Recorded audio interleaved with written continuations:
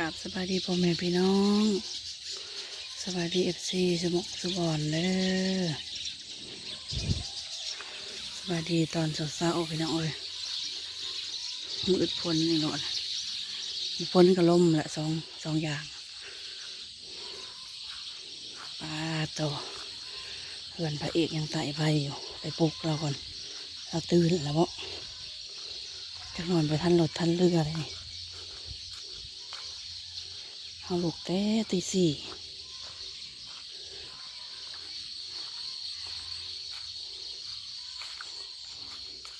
ของบรรยากงามบันไดเลย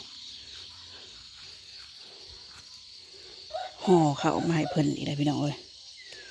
ต้องเอาใจใส่เราเพราะว่าเราอยู่ผู้เดียวบ่มีไผอยู่บ้านอีกอย่างเราเป็นดารานักแสดงก็เลยเอาใจใส่แน่จักหน่อยไปได้ตื่นแล้วบ่ให้ใช้อันป้าลงไปหากระสอบอยู่ข้อมูแต่งโตวเรียบร้อยแล้วปัดทิ้งโตวของตัวนี้มันบ่งามพี่น้องเอ้ยเดี๋ยวเขา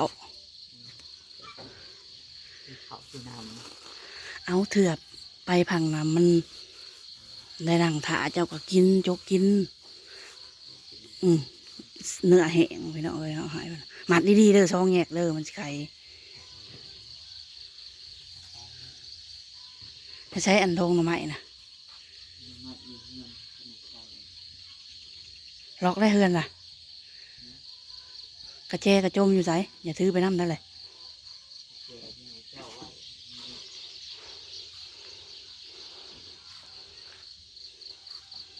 อัดโลดห่อข้าวให้เพิ่นพี่น้องยันเพิ่นหิวกับเปียงสิหลอดสินแห้ง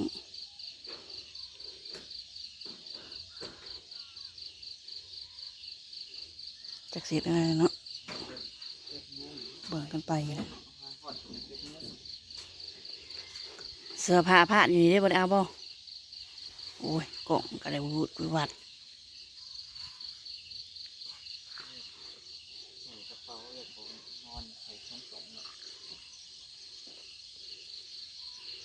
ใช้อันเทิงใส่ถือมาน่ะทงก็ถือมาโลดใช้กระเป๋าพายพายเอาเพอเด้อบ่อัดปันปากกระเป๋าเด้อเงินเหี่ยเด้อฮะด่าขึ้นมาเลยได้ฮะไปถือมาเลยโลดกระเจเด้ต้องนำไรนำไปด้วยสั่นบ่ได้เรื่องฮะให้ใส่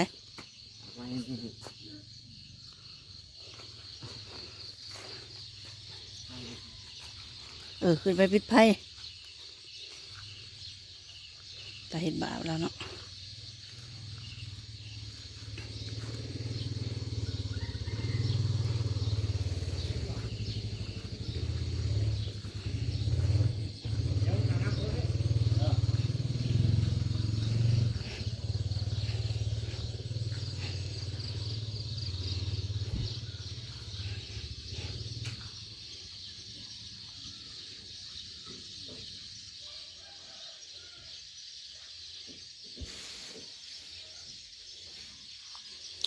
เคยอยู่น้ำกันกินน้ำกันแล้วก็ขึ้นหอดแล้วนะบ้านี้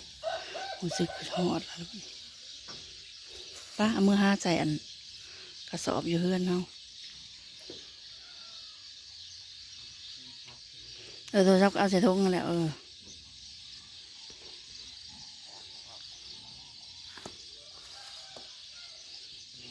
คนโง่ก่อนไปให้จะเปลี่ยนทาง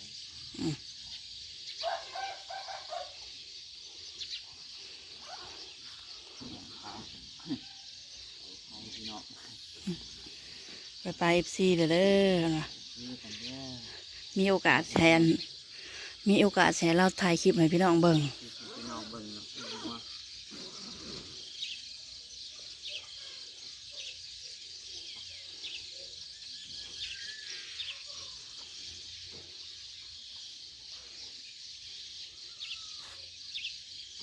ไปเอา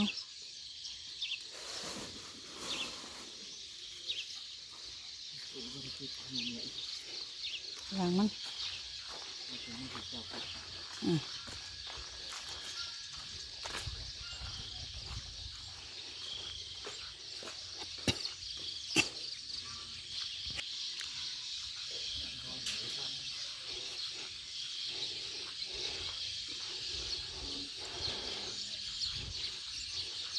อย่าลืมจกกินเด้อห่อเขานะมันขึ้นไปพังนั้นได้บางเทื่อได้นั่งถาอยากแล้วก็จกกินโลดน้ำก็คอกินแซวนั่นแหละ ให้มีอันค่ะสิกินบานคอ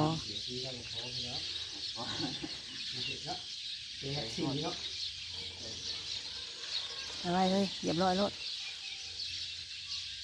เหยียบร้อยแล้วว่ะ ฮอดกูเส้นไปกูกันที่พี่น้องเบิด เท่า ลายพี่น้องลาย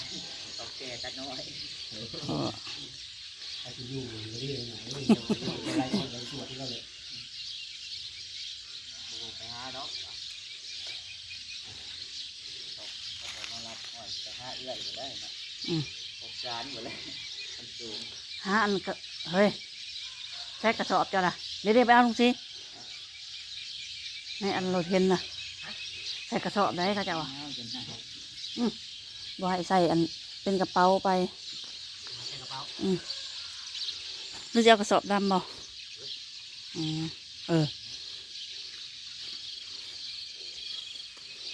เอาทงหน่อไม้ลงก่อน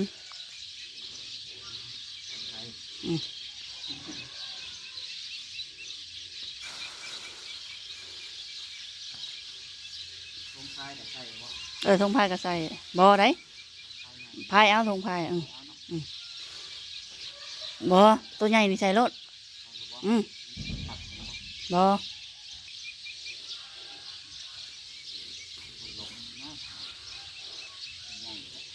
ลมอยู่ดอก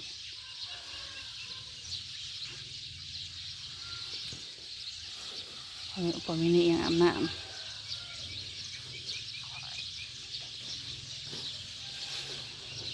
อัน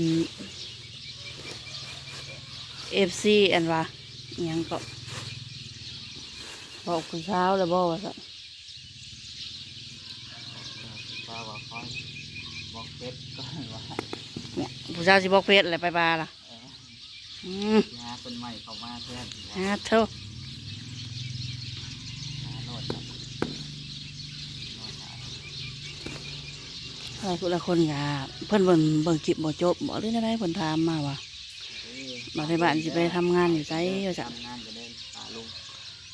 บ่อย ทำงานอยู่อิหยังและสระบุรีจะบอกเฮาบ่จักหมวกเล็กหมวกเลิกอยู่หมวกเล็ก ที่นี่ไม่ได้กับมองอยู่ ไปทำงานเลี้ยงงัวพี่น้อง น้อง อยู่ฟาร์มงัวน้ำลานเพิ่น ลาน แต่ว่าตอนไปผู้เดียว ทำหมูข้างหน้าไปแล้ว ไปเอาหมูนะเราอะ นี่ทุกคนตกนะ พระพมินิก่อนแป๊บเพิ่นยังไปบอกป้าลุงเพิ่นไปหน่อยเอินละมา ไปเอินละมา ไปดีพี่น้องจะโมงอะไรเลย โอ้ยโอ้แล้วเปิดสิไปห้อง6 โมงเลย โมงแล้วตอน6 โมงมาไปบ้านเขาไปยังไปสั่งไปลาพี่น้อง ดูสับเนี่ยเด้อ จากเงินจากไข่จากไข่ว่า เอาถือเอาตัวเองเลย เอาเห็นโหลดบ่ มีดูกระเป๋าเผื่อกับบริมีปันปากเลยมันมี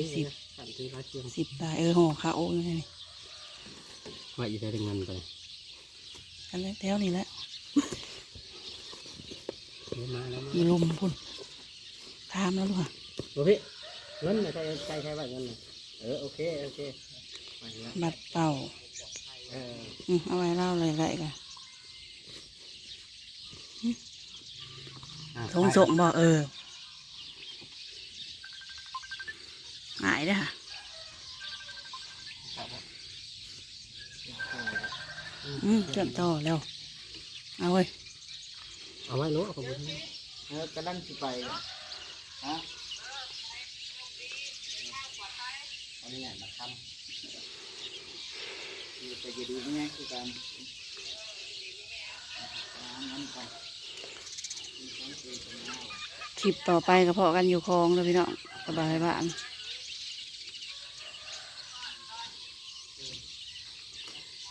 เอาบนว่าบ่อีหยังน่ะใช้จักแบต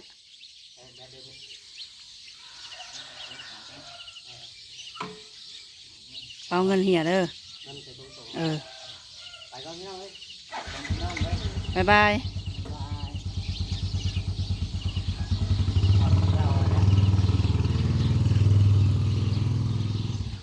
คือทอดเก่าแหละเราอะ